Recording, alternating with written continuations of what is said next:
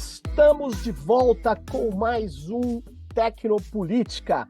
E nesse episódio nós vamos tratar de um tema extremamente relevante, altamente político, de grande implicação social. Que tema é esse? São as culturas alimentares digitais. E para falar sobre isso, eu estou aqui com duas pessoas que estudam, pesquisam e trabalham com esse tema. Eu estou aqui com Daniel Coelho de Oliveira, que é da Universidade Estadual de Montes Claros, pesquisador de ativismo alimentar e de movimentos sociais alimentares. Daniel, muito obrigado pela sua presença. E estou também aqui com o Arthur Saldanha dos Santos, pesquisador de pós-doutorado no programa de Sociologia da URGS, aí no Rio Grande do Sul.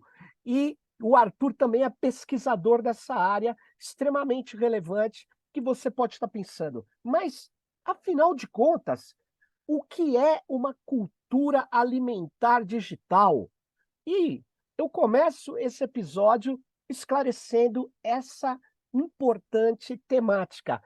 Fala, Daniel, o que é essa cultura alimentar digital? Então, bom dia, Sérgio. Bom dia, Arthur. Antes de responder sua questão, Sérgio, eu gostaria de agradecer a sua Opa, generosidade, né, em abrir esse espaço de debate. É um podcast extremamente consolidado e nós vamos obrigado. discutir um tema novo, um tema emergente, principalmente aqui nos países do sul global. Então, acho que essa discussão é extremamente importante e agradeço de antemão já esse espaço. Então, Sérgio, em vários debates que você realiza aqui nesse canal, a questão das tecnologias digitais, elas são centrais, né? Então, Sim. elas envolvem uma totalidade de questões ao longo do ciclo da vida nossa. Com a comida não é diferente. Ou seja, o debate sobre tecnologias digitais e alimentação passa desde a questão da produção de alimentos, na área rural ou nas áreas urbanas, pelo consumo, até pela representação da comida em si, né? Então, por exemplo, hoje comprar, cozinhar, comer alimentos, necessariamente, em muitos casos, passa pela mediação de artefatos tecnológicos. Um telefone, um aparelho móvel, são cada vez mais comuns, né, nessa relação com o alimento e com a comida.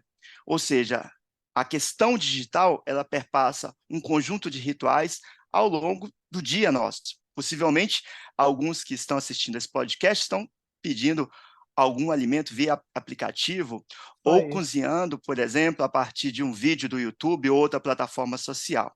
Então, isso é extremamente importante.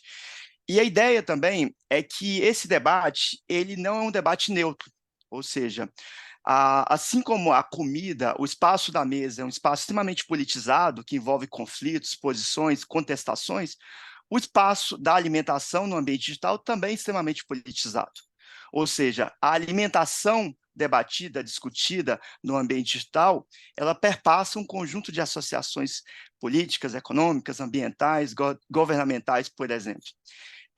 Isso para iniciar, eu gostaria muito de citar uma frase que eu uso muito nas minhas aulas de Sociologia da Alimentação, da Mary Douglas e do Barão Sherwood, num clássico livro da antropologia, que é O Mundo dos Bens, né? Eu digo que essa frase ela sintetiza um pouco a relação que nós temos com os bens, inclusive com os bens alimentares. Os dois autores dizem o seguinte: olha, os bens são neutros, né? A alimentação, o produto alimentar é neutro. Os seus usos são sociais. Eles podem ser usados como cerca ou como ponte. Então, a alimentação também no ambiente digital é um espaço onde você pode criar um conjunto de inter-relações entre grupos, por exemplo, grupos veganos, vegetarianos, assim como um espaço de disputa, de conflito, de isolamento de determinados grupos sociais.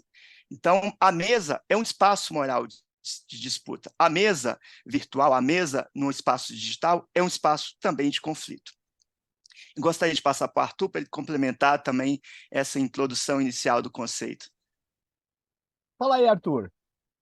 Bom dia, Sérgio. Bom dia, Bom dia. Daniel. Agradeço também o convite de estar aqui, trocar com vocês. Acho que é sempre enriquecedor esses momentos.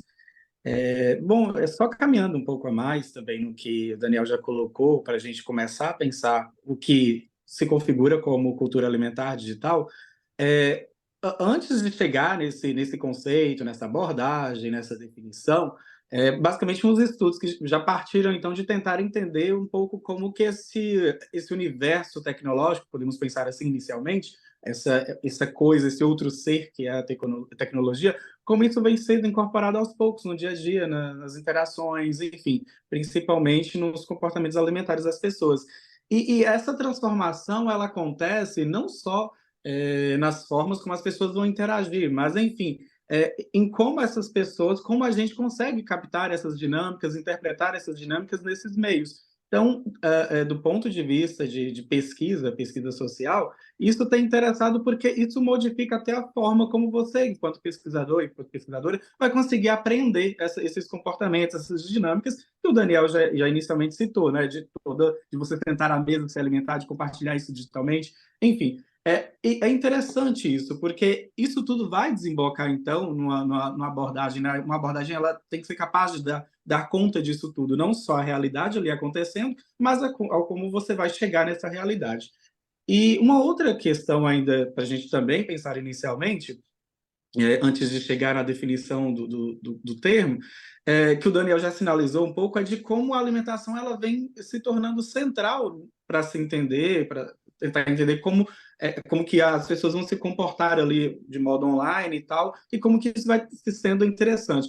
Então, um outro elemento a ser considerado é de que esse digital ele não é afastado da realidade física, presencial entre as pessoas. Então, é uma primeira noção a entender que é virtual e não virtual, real. Então, não é uma coisa de que é um universo paralelo, de que não está totalmente afastado do nosso dia a dia, de que no ambiente online, nesse virtual, eu sou um ser, no ambiente real eu sou outro. Não, mas é uma extensão, um cotidiano que está entrelaçado. Então, você está aqui, eu estou aqui, estamos aqui conversando, mas eu posso estar comprando alguma coisa online, enfim, é para dizer que isso faz parte do dia a dia, é uma extensão da nossa rotina, Aliás, e isso também a Arthur, deixa eu gente... só aproveitar o teu gancho aí e dizer o seguinte: Sim, sim. há muito tempo, vários, eu entre eles, a gente sempre disse, o virtual não é a oposição do real. O virtual faz parte do real, né? O virtual, ele se atualiza quando você o acessa, quando você faz ele expressar aquilo que ele traz de potência, né? Então, a moeda é virtual, a moeda não é riqueza, a moeda é um pedaço de, sei lá, papel, sei lá. Hoje nem papel tem mais, né? Ela é digital, mas ela é um contrato que expressa riqueza. E como você bem falou, né? Isso é legal você ter resgatado, porque ainda tem pessoas que fazem essa contraposição, e isso é meio ficcional, né? Ideológico, não tem nada a ver, né? Mas desculpa ter te interrompido, mas é muito legal ter resgatado essa questão. Mas continua aí, Arthur.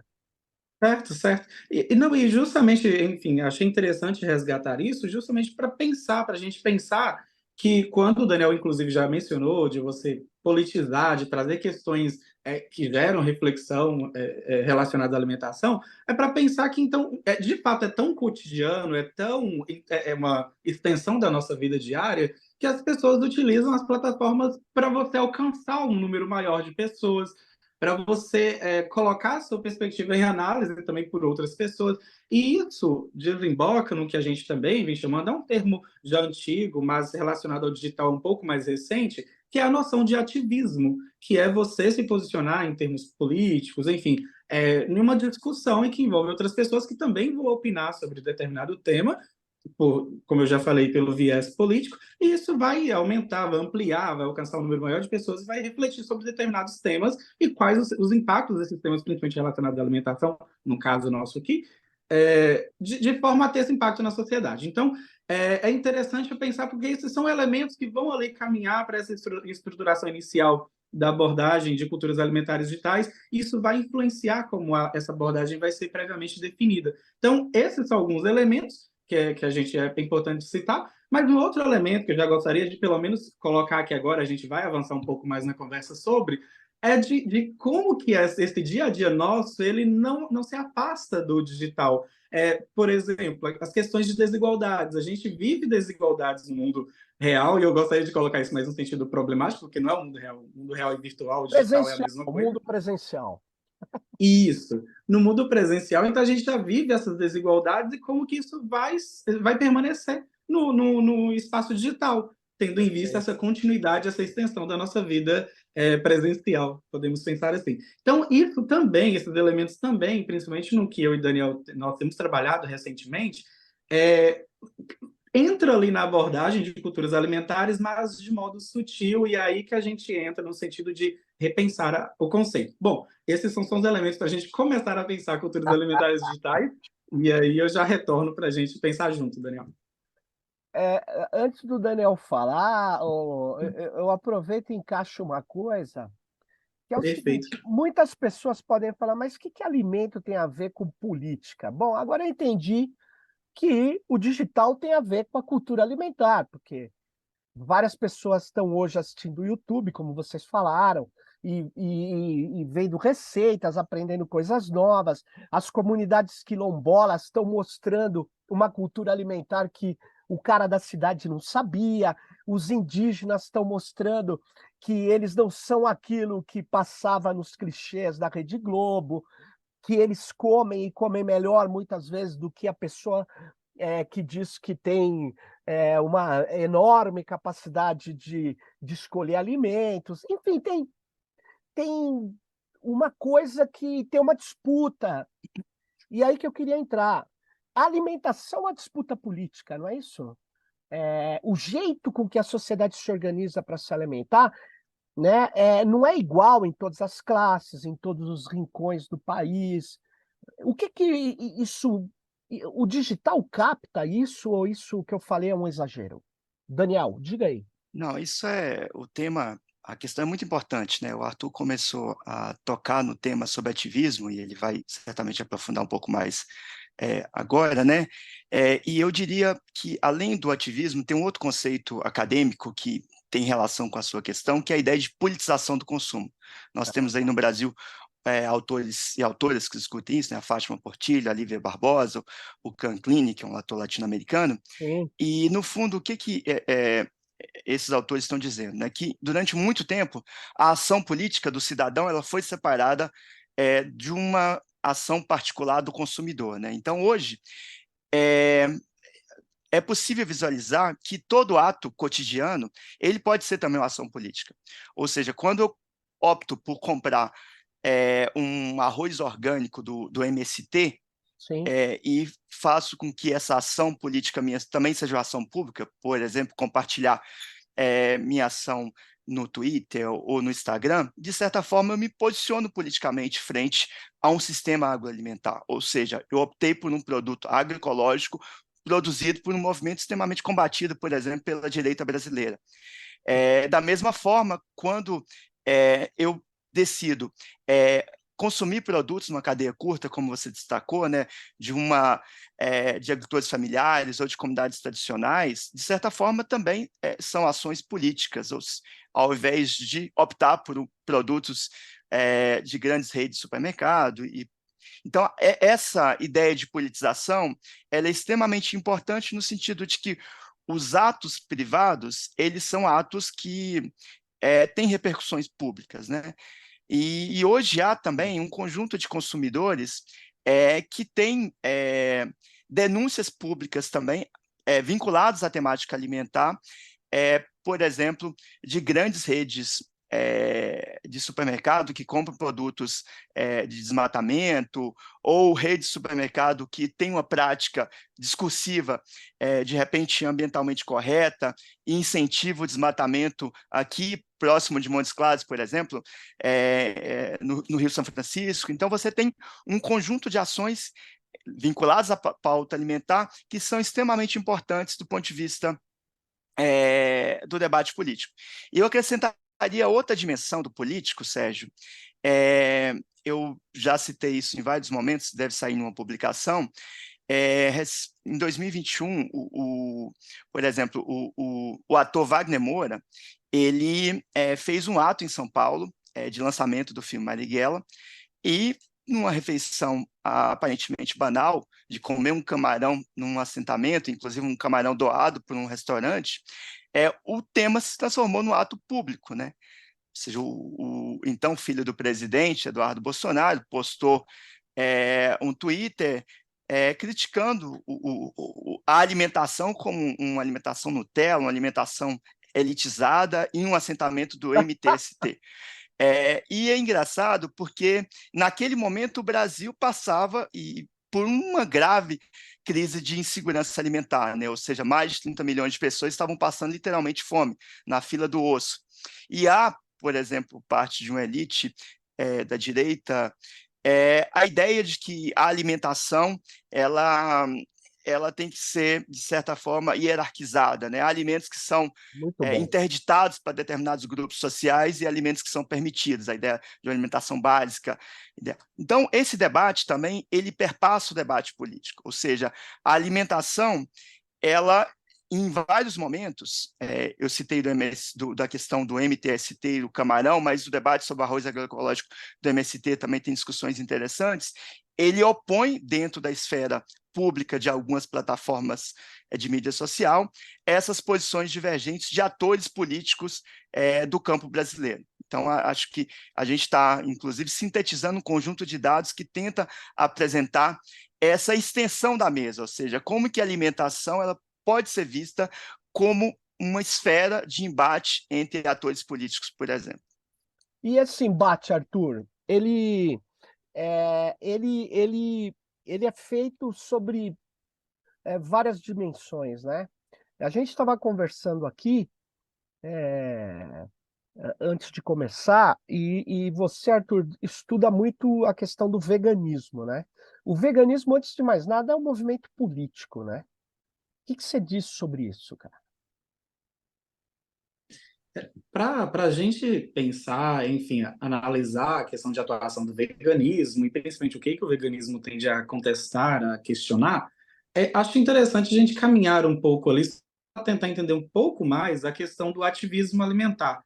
E porque a noção de ativismo alimentar ela vai ser crucial também para a gente pensar mais adiante, aí deixando como spoiler, né, a questão da definição de cultura alimentar digital. Então é nisso que a gente está trabalhando aqui, né? Sempre a gente está tentando desenhar bem essa pré-definição aí.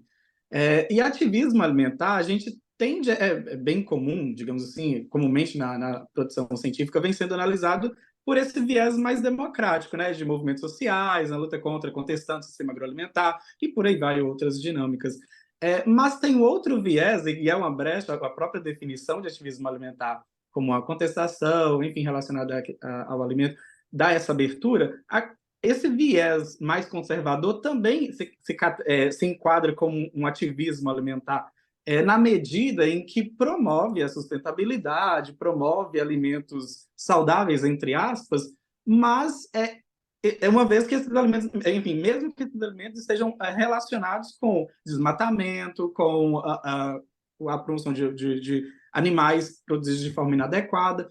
Enfim, o que eu quero dizer é que a gente encontra empresas grandes, empresas relacionadas à agroindústria alimentar, que estão aí cada vez mais promovendo determinadas linhas. A gente pega aí um exemplo, o hambúrguer do futuro, baseado em vegetais, mas que em conjunto está lá com a alta produção de galinhas, de gado, que conta com um número enorme de áreas desmatadas, enfim, um aumento extensivo, absurdo em questão de carbono na atmosfera. Então, a gente tem essas correlações, quer dizer, compensa de um lado, mas de outro tem esse problema. E por que eu estou colocando isso? Para a gente pensar que o ativismo alimentar, sobretudo pelo veganismo, e o veganismo é central, é importante, inclusive é fortemente estudado nos estudos de culturas alimentares digitais, né? Enfim, na abordagem de cultura alimentar digital, devido à especificidade. O veganismo abarca uma diversidade de atores que estão ligados ali mais a esses questionamentos, essa transformação do capitalismo relacionado não só à alimentação, mas à vestimenta, todo o sistema de produção, de vivência, de interação, que tende a questionar essa produção como um todo, mas a gente tem outras vertentes dentro do veganismo que já questiona também apenas essa questão alimentar, de como você consumir animais, você automaticamente contribui massivamente para uma destruição do meio ambiente. E ainda a gente tem outras vertentes dentro do veganismo também que questiona e busca estabelecer alguns diálogos de que Ok, mas além dessa produção capitalista, além dessa destruição do meio ambiente, existem as relações sociais, existem aquelas pessoas que vão trabalhar nesse sistema capitalista, que estão sendo exploradas, existem as pessoas que não conseguem acessar esses alimentos saudáveis para contribuir para o meio ambiente, e aí a gente tem um problema. Então, o veganismo acaba sendo esse problema múltiplo de não só questões ambientais, mas também questões sociais. E aí a gente Arthur, entra em gênero, classe e raça. antes de entrar em gênero, classe e raça, não tem uma questão na minha impressão, uma vez eu estava conversando com um dos caras importantes do Pirate Bay, que foi um tracker de compartilhamento de arquivos digitais da Suécia, e, enfim, foram perseguidos pela indústria de Hollywood. O Peter Sand veio no Brasil, ele é vegano. E o tema, ele é ambientalista, ele tem essa questão que você falou, essa vertente ambiental, mas ele colocava uma questão também que era, eu diria, essa supremacia do humano que acha que tudo pode frente às outras formas de vida, que é mais ou menos uma crueldade. Tem esse aspecto, vamos chamar assim, que não é bem humanista, porque é o humano que faz essa agricultura intensiva, essa colocação de hormônio com luz para a galinha não parar de produzir e infectando os próprios humanos, criando problemas de câncer, de saúde, mas que, além de tudo isso, é uma crueldade, uma coisa absurda com os animais. É só você ir como eles fabricam essa produção em série, como eles matam os bois, como é um negócio assim assustador quem vê. É relevante essa questão do humano, né? É como, veja, eu sei que é o humano, ele não existe em tese, ele existe no capitalismo hoje. Assim como é, a exploração da mulher, ela não começou no capitalismo. O patriarcado existe antes, vem de antes. Mas o capitalismo utiliza como trabalho não pago e faz a humilhação um modo de reprodução do capital, né?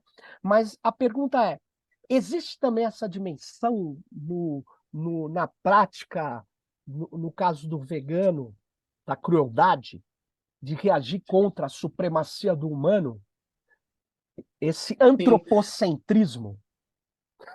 sim, Sérgio, isso completamente, inclusive isso é que está totalmente relacionado com a gente dizer que o veganismo é um termo, é uma definição que também está em disputa. Em disputa por quê? Justamente porque essas definições, esses elementos que vão caracterizar o veganismo inicialmente, que é dizer que os seres humanos se colocam numa situação superior e por isso exploram os outros não humanos, que são os animais não humanos.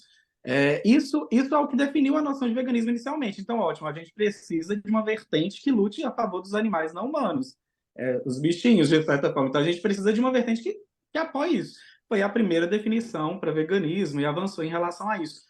Ao longo dos anos, eles perceberam essas definições, essas frentes, esses movimentos relacionados a veganismos, defenderam que outras dimensões precisavam ser adicionadas ali nessa luta, né? Como eu falei, que estão relacionadas também à questão ambiental como um todo, e não só mais o sofrimento dos animais não humanos. E aí começa a virar um problema, porque aí que entra a questão da disputa de veganismo. Então, Entendi. começa a pensar que o animal não humano ele deixa de ser central para alguns veganos. Isso deixa de ser central. Então, olha, é um problema mais geral. Então, quando você inclui a questão de outros humanos, por exemplo, como eu já tinha começado Sim, a falar claro. das desigualdades de raça, classe e gênero, quando você começa a dizer que isso no sistema alimentar, somado à opressão desses animais não humanos, às questões ambientais, ao capitalismo, isso também é um problema nessa alimentação como um todo. Então, quando isso vem à tona, o veganismo acaba sofrendo esse problema de, tipo, agora a gente precisa de uma definição que dê conta disso tudo. Então, atualmente, a gente depara com várias definições de veganismo, várias vertentes de veganismo na sociedade, muitas delas, inclusive, cada dia surgindo com uma nova definição. Então, para dizer que, olha, a noção de veganismo também tem disputa, mas esses elementos é que vão dar base para aquilo que a gente entende como ativismo alimentar, porque essas diferentes vertentes é que vão estar ali disputando o campo e apresentando novas formas para a gente entender como que a alimentação está ali em disputa. O que une todos eles é a alimentação, de certa forma. Então, se está relacionado ao consumo de animais não humanos, ok, mas também está relacionado a uma vestimenta, e por trás disso, a um impacto ambiental, e por trás disso, uma questão de produção de alimentos. Então, é só para dizer que isso tudo está conectado, parece um monte de coisas, mas isso tudo está conectado, de certa forma, naquilo que a gente define como ativismo alimentar. Oh, e esse ativismo alimentar, ele, vocês estão sintetizando, né, numa publicação que vai sair, eu acho que agora na Unesp, é isso? Culturas alimentares digitais, movimentos sociais e ativismo alimentar no ambiente online. Quer dizer, Isso. ô Daniel, o ativismo alimentar, ele é anterior ao, vamos dizer assim, à expansão da internet, muito provavelmente, né? A luta, inclusive, que coloca a questão da insegurança alimentar, a questão da soberania alimentar mesmo, né? Ela redefine a ideia de soberania mesmo, que é um termo clássico da política, né? Mas, enfim, essa questão do ativismo alimentar, qual a diferença que você vê da existência, que a existência das mídias digitais, da internet, trouxe para o ativismo digital? Olha, eu vou responder sua questão tentando interligar com o que o Arthur colocou inicialmente, né? E dar um exemplo específico. Sim. Em março de 2021, a apresentadora Xuxa, que tem pautas extremamente progressistas na opinião pública, ela deu uma entrevista defendendo, por exemplo, ela é vegana, né? Que não deveria ser feito mais testes em animais, em medicamentos e tudo mais, sugeriu que esses testes sejam feitos, pudessem ser realizados em presos, porque eles estariam lá sem fazer Que nada, absurdo. é, e essa e esse posicionamento dela teve uma repercussão muito grande nas redes sociais. Talvez essa fala dela, que aconteceu na Assembleia Legislativa do Rio de Janeiro, antes das redes sociais, seria somente uma fala infeliz de uma pequena assembleia ali de pessoas. Mas assim que ela apresentou essa posição extremamente contraditória e infeliz, houve uma repercussão muito grande nas redes sociais. Principalmente questionando o que alguns atores chamam de um veganismo elitizado, né? Um veganismo desprovido de uma crítica de classe social, desprovido de uma crítica da questão racial. E o que nos interessa, por exemplo, você citou esse dossiê que vai sair no mês de setembro, na Cadernos de Campo da Unesp, essa inter-relação também entre pautas e outras questões. Por exemplo, é, talvez um dos maiores críticos da Xuxa nessa infelicidade não foram o pessoal da questão que discute a questão racial, mas sim do movimento LGBTQI+, Olha só. que se posicionaram, a Duda Salabé, por exemplo, de forma bem incisiva em relação à fala dela. Então, existe um conjunto de traduções de interesses entre outros movimentos sociais, como o movimento vinculado à questão racial, o movimento de gênero, por exemplo, com a pauta alimentar. E essa é uma das dimensões que eu acredito que precisam ser aprofundadas e que o estudo no espaço online, né, ele pode apresentar questões extremamente interessantes do ponto de vista das várias vertentes do ativismo social. Agora, uma coisa, Sérgio, aproveitando que é um tema que te interessa muito, que é justamente o papel, pensando essa atuação, os ativismos nas redes sociais e o papel das big techs, por exemplo, o papel das plataformas, né? Então, você, tanto aqui nesse espaço quanto em textos acadêmicos, né, tem destacado, enfatizado esse papel das grandes plataformas, no sentido de promover determinados conteúdos, filtrar e apresentar determinadas projeções. Então, o ativismo alimentar, o posicionamento desses atores também, ele perpassa essa regulação das redes sociais. Vou dar um exemplo do YouTube. O YouTube, ele, por exemplo, ele pode incentivar um conjunto de práticas não sustentáveis, práticas não saudáveis, porque essas práticas podem ser monetarizadas, por exemplo, determinadas empresas. Então a exposição desses produtos por parte dessas grandes plataformas, ela pode entrar em conflito com o posicionamento de determinados atores nessas pautas. Então, acho que é um tema e aí, acho que tanto eu quanto o Arthur temos feito um esforço de também divulgar esse novo campo aqui no Brasil como um todo, principalmente na América Latina. É necessário um conjunto de pesquisas em diferentes plataformas que discutam o posicionamento de atores, sejam eles individuais ou coletivos, e o papel também dessas big techs, dessas plataformas, no sentido de regular ou apresentar outras posições vinculadas à questão alimentar também, que podem ter impactos extremamente decisivos na saúde das pessoas, no sistema ambiental, por exemplo, ao incentivar determinada prática. Então, acho que é um tema que tem relação direta. Não, certamente bem. Hoje as pessoas passam boa parte do tempo com o celular, recebendo mensagens, se informando, e já existe muita gente que utiliza o digital e agora vai utilizar esses modelos de linguagem natural que eu até em Montes Claros falei isso para um sociólogo, linguagem natural é um negócio absurdo, mas que isso vem da ciência da computação para diferenciar da linguagem de programação, né? Isso é uma linguagem social. Eles deviam ter falado modelos de linguagem social, mas tudo bem. Aí o que acontece? Esses modelos como GPT 3 e 4, eles já estão sendo utilizados. As pessoas falam, eu quero o meu cardápio nessa semana. Eu vi vídeos no YouTube, já tem coisas falando. Isso vai alterando e primeiro vai sendo incorporado na prática de alguns segmentos sociais e depois vai alterando a cultura alimentar. E certamente vai ter Big Tech que vai comprar esse discurso da IA generativa, que eles chamam.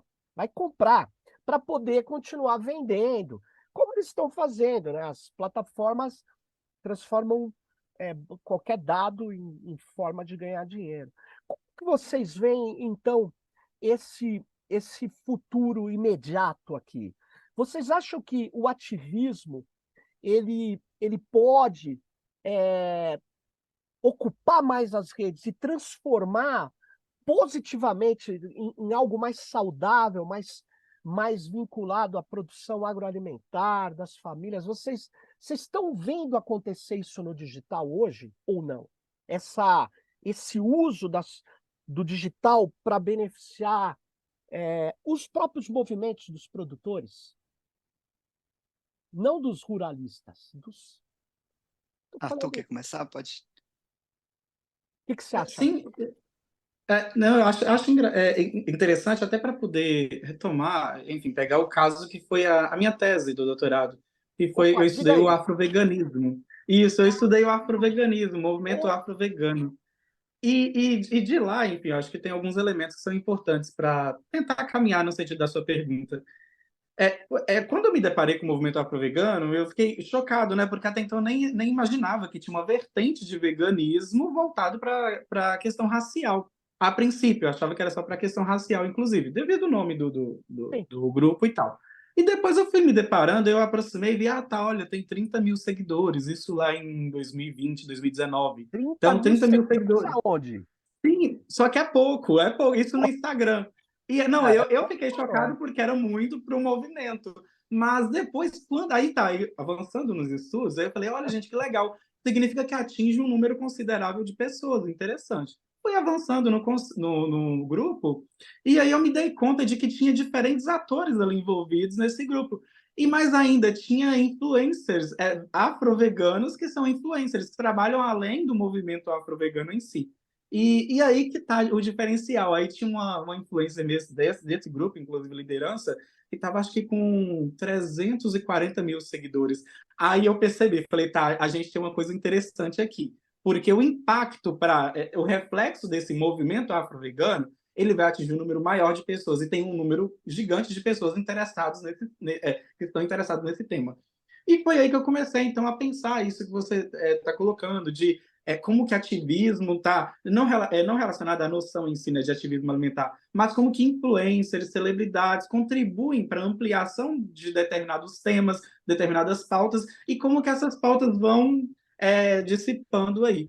E foi aí que eu passei a acompanhar também essa influencer, outros membros do grupo, que também têm páginas pessoais e trabalham assim, e foi perceber que as dinâmicas, o que ela postava no seu perfil pessoal, eram sempre questões assim relacionadas à alimentação popular, de como você reutilizar, reaproveitar alimentos que estavam ali para perder, de como você, um simples cuidado em fazer compra numa feira, você garante um maior cuidado, uma garantia está relacionado a uma garantia de valor nutricional, de tirando transgênico, enfim, toda essa questão de poluentes de alimentos, enfim, de como que você vai se tornando um ser autônomo na sua escolha alimentar a partir do momento que você desloca alguns quilômetros, alguns metros e vai numa feira comprar seu alimento. E isso que está na página dela o tempo todo, de como você pode levar uma vida, entre aspas, simples, mas uma vida muito autônoma. E aí ela fazia essas divulgações de sua moradia na favela, e sempre mostrando, então, a vida na favela, de que não era só tiroteio, de que tinha, assim,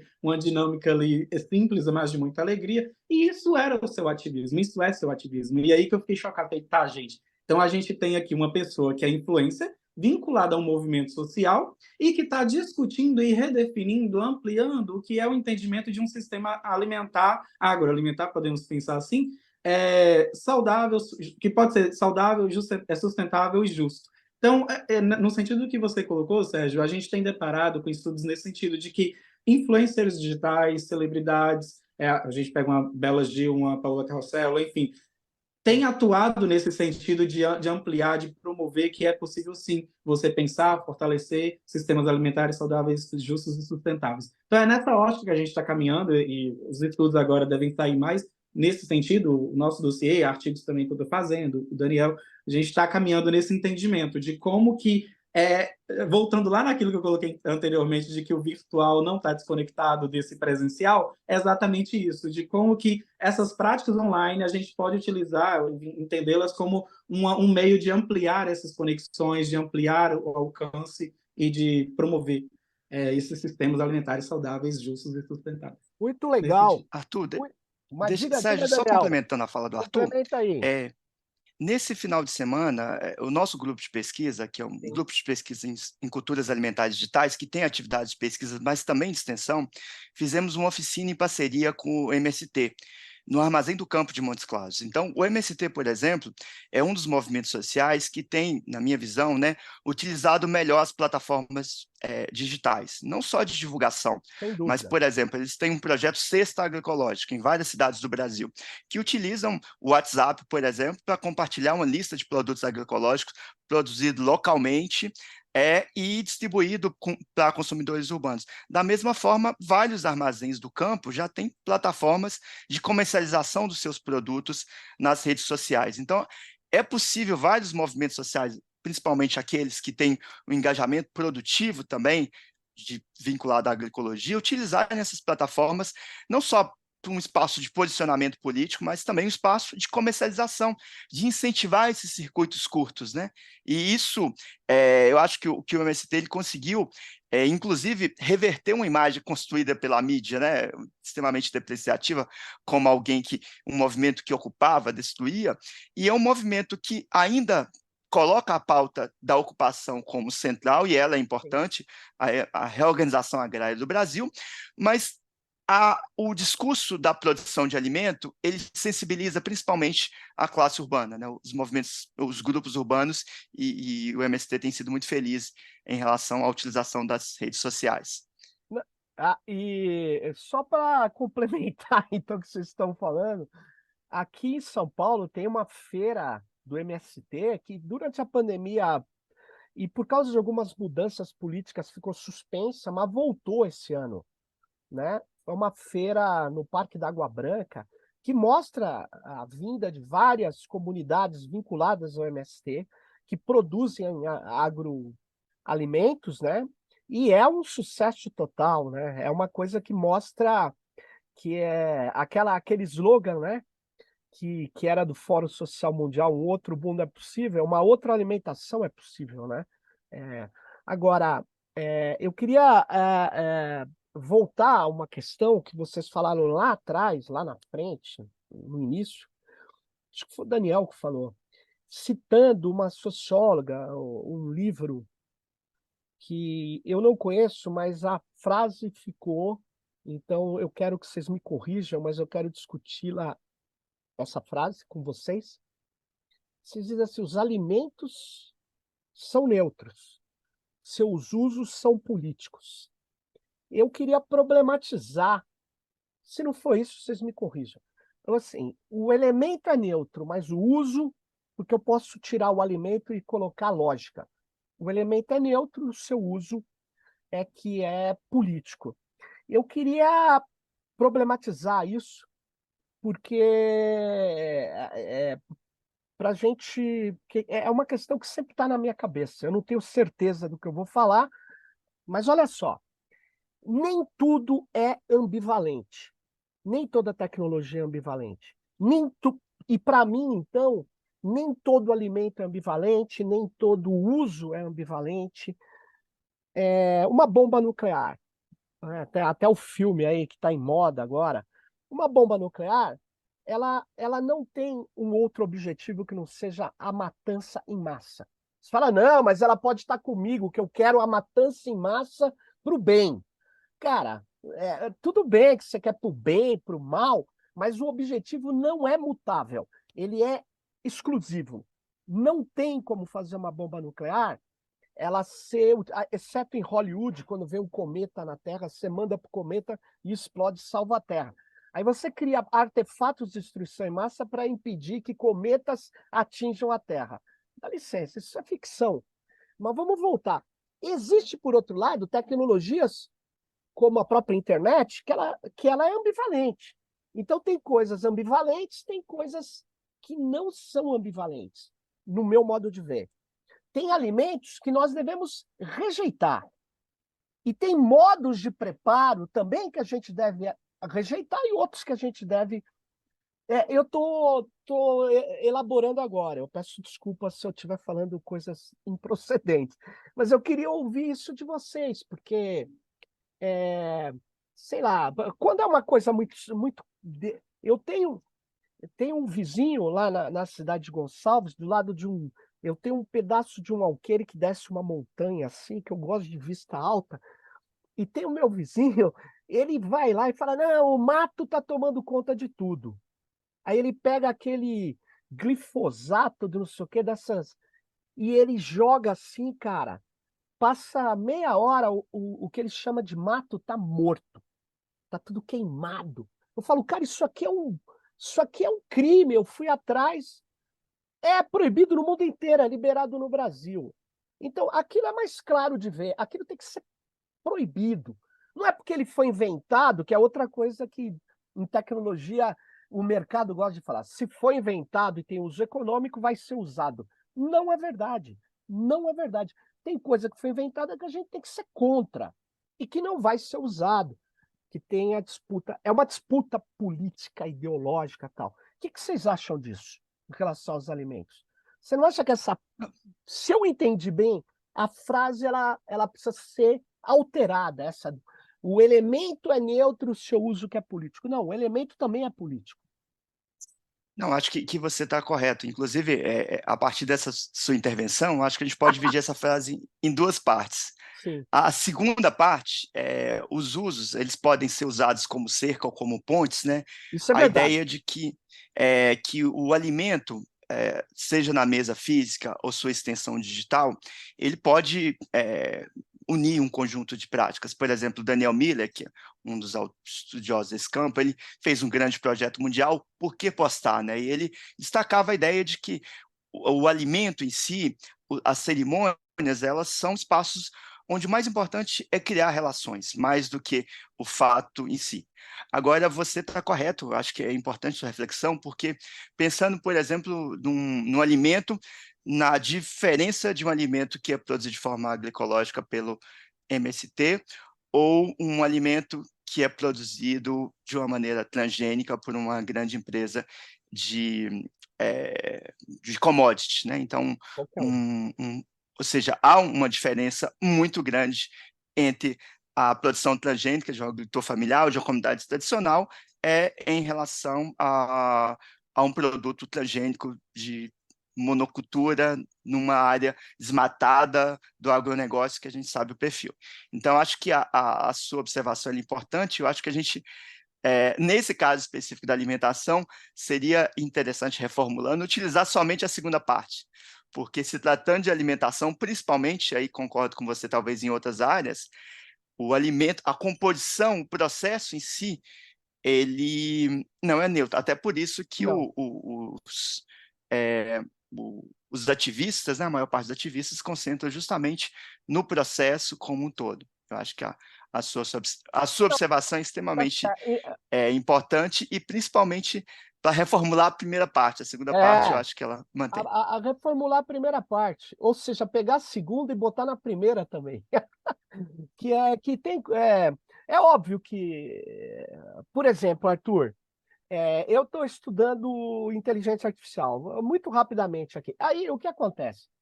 Eu tive que ir na formação matemática de várias coisas, porque eu estou querendo entender se esses processos podem ser usados no sentido ambivalente ou não. Isso fica na minha cabeça, se a gente pode se reapropriar ou não. E não com um uso assim qualquer, mas se a gente tem chance de criar outras coisas. Por quê? Porque, a rigor, a matemática é neutra, mas não é. Tem coisas que foram inventadas com objetivos claros e depois na história foram incorporadas por várias classes, são usados por vários segmentos. No caso da alimentação, Arthur, ou de alimentos em si, é, é, é, existe esse debate? Vocês detectaram? Começa pelo Arthur e volta para o Daniel. Vocês detectaram um debate sobre. Eu imagino que para algumas comunidades tradicionais tenham vetos, você usou o termo de interdições sobre determinados alimentos, mas isso já está sendo captado nessas pesquisas? Sim, Sérgio, muito interessante que você colocou para a gente pensar que tá, a tecnologia em si, podemos pensar de forma ampla, né? Ela é neutra, ok. Só que não é neutra porque ela tem uma intencionalidade por trás, ela é feita por Pronto, humanos. E aí pronto. que não consegue. Aí que não tem essa neutralidade. Então, um dos grandes desafios e questionamentos que tem sido feito, e aí por isso que eu gosto de usar essa palavrinha, é que a gente tem vários R's atualmente, né? Reutilizar, reciclar, pensando na perspectiva de futuro mais sustentável. Mas uma outra que eu acho que tem sido fundamental e forte nesse atual momento também é de recriar, ou ressignificar. A palavra é essa, é ressignificar. E pensando em termos de tecnologia, o grande questionamento, o grande problema tem sido esse, em como ressignificar o uso de determinadas tecnologias. Então, a gente tem drones para socar insumos em plantações e por aí vai, ampliar a produtividade, aumentar a produtividade, mas a gente pode pensar que esses drones podem ser úteis também para coisas positivas, coisas que não Sim. vão prejudicar a alimentação das pessoas. A gente tem plataformas que são utilizadas por grandes empresas. A gente usa um exemplo, o iFood, para vender os seus hambúrgueres, as suas pizzas, e aí acabar com a saúde das pessoas, promovendo obesidade. Não, sério, a gente tem esses problemas, mas a gente pode pensar que isso pode ser interessante para pensar redes, plataformas também de distribuição, mas de alimentos saudáveis, de alimentos de cunho étnico-racial, e pensar esses lados positivos. Então, isso seria o ressignificar. E eu estou colocando como se fosse utópico ou hipótese, mas não, isso já vem acontecendo. E quando a gente olha com o prisma das culturas alimentares digitais, aí já sinalizando já um pouco para a definição, que a gente vai definir até o final dessa conversa, mas já caminhando para isso, as culturas alimentares digitais entram então como esse guarda-chuva, no sentido de abarcar um pouco todas essas transformações que podem ser verificadas a partir dos comportamentos humanos no uso das mídias, das tecnologias. Então, a gente tem já várias iniciativas de grupos que são montados redes só de, por exemplo, comercialização de produtos de pessoas negras. Mais ainda, grupos Olha de só. comercialização de produtos afro-veganos. Então, só pessoas negras e veganas é que tem esse comércio, um apoia o outro, no sentido de, olha, hoje faltou o meu pente de bambu, alguém tem outro pente de bambu? Ah, eu tenho. Hoje faltou meu leite de coco, alguém tem outro leite de coco? Então, tem essas trocas, esse crescimento mútuo.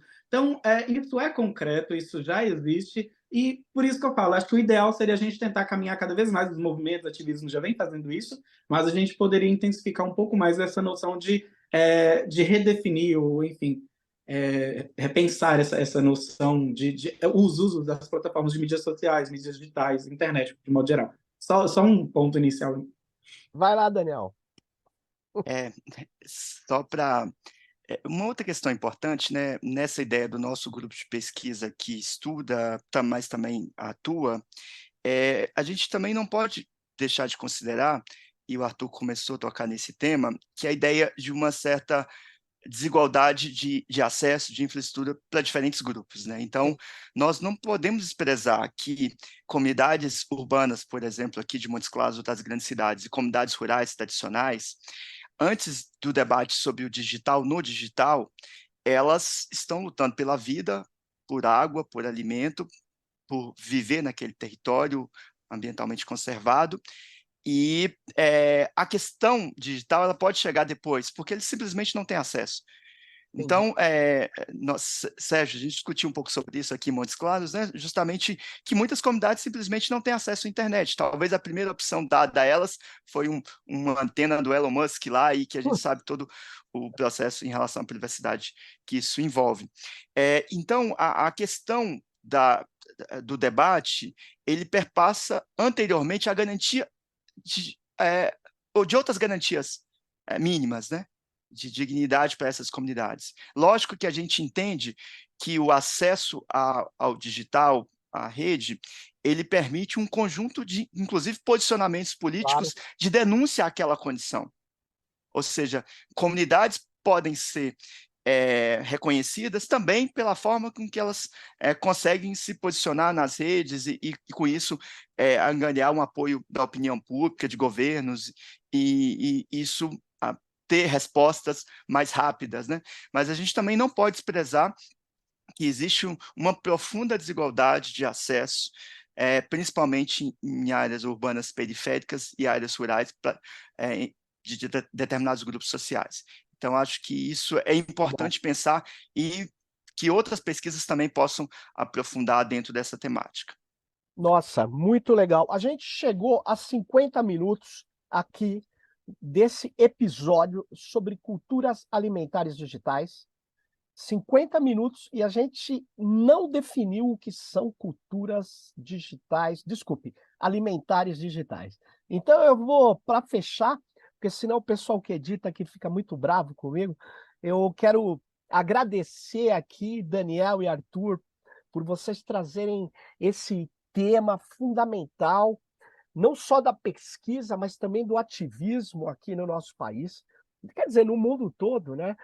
Mas eu queria passar a palavra para vocês, brevemente fechar e fazer essa definição aqui. E se tiver algum recado, já dá esse recado aqui para esses nossos ouvintes, as nossas ouvintes também, por favor. Comece então agora invertendo. Vai lá, Arthur e depois Daniel. Vai lá, Arthur. Vamos lá. Não, foi proposital. Por que foi proposital? Porque, de fato, gente, não... é uma definição imprecisa, é uma abordagem, um conceito bem recente.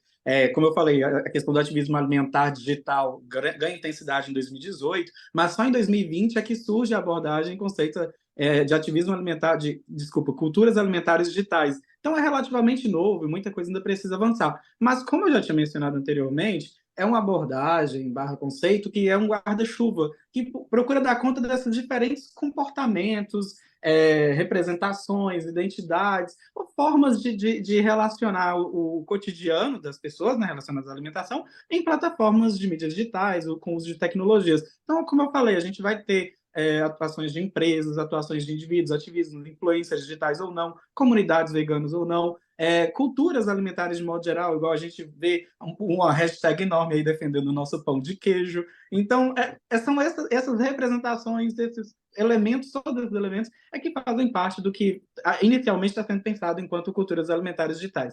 Novas definições já estão a caminho, principalmente procurando incorporar as especificidades do sul global, mas o que temos de início é justamente essa, uma definição mais abrangente. Obrigado aí, Arthur. Daniel. Então, gostaria de destacar também que é um campo em construção, né, que envolve ferramentas, estratégias, agenciamentos humanos e não humanos, debates públicos e particulares que são compartilhados, expostos nas redes sociais, atores com poderes diferentes, né, nessas redes, de posicionamentos totalmente distintos, e que nós gostaríamos de destacar, principalmente para quem nos escuta nesse momento, é que é necessário um investimento em pesquisas, né, sob limites éticos de compartilhamento. Gostaríamos também de convidá-los a nos acompanhar, que eu digo, o grupo de pesquisa nas redes sociais. Nós temos um site que é o mesadigital.org, é uma extensão da mesa analógica, né? Olha. Depois que o vídeo for postado, Sérgio, nós vamos compartilhar o link lá. E a ideia é que a gente envolva um conjunto de atores do ambiente universitário, de outros espaços, dos movimentos sociais, para debater essa importante questão que é justamente o debate alimentar nas plataformas e sobre as plataformas digitais. Então, para encerrar, novamente, muito obrigado por esse espaço, espero que nós possamos continuar esse debate em outras esferas, em outros lugares também. Bom, Daniel e Arthur... Agradeço, Sérgio. Opa, valeu. Agradeço de coração. Eu que agradeço, porque foi uma conversa muito curta, mas vocês trouxeram coisas assim fenomenais para as pessoas pensarem, para as pessoas se engajarem e para as pessoas acompanharem o mesadigital.org, é isso? Isso, mesadigital.org. Mesadigital.org. É isso aí, pessoal. Vamos, quem se interessou, tá aí, vocês vão lá no site, vão entrar em contato com os pesquisadores, com o grupo de pesquisa de culturas alimentares digitais e vamos nessa. Fique ligado no próximo Tecnopolítica. Bye bye para todos. Obrigado aí, pessoal.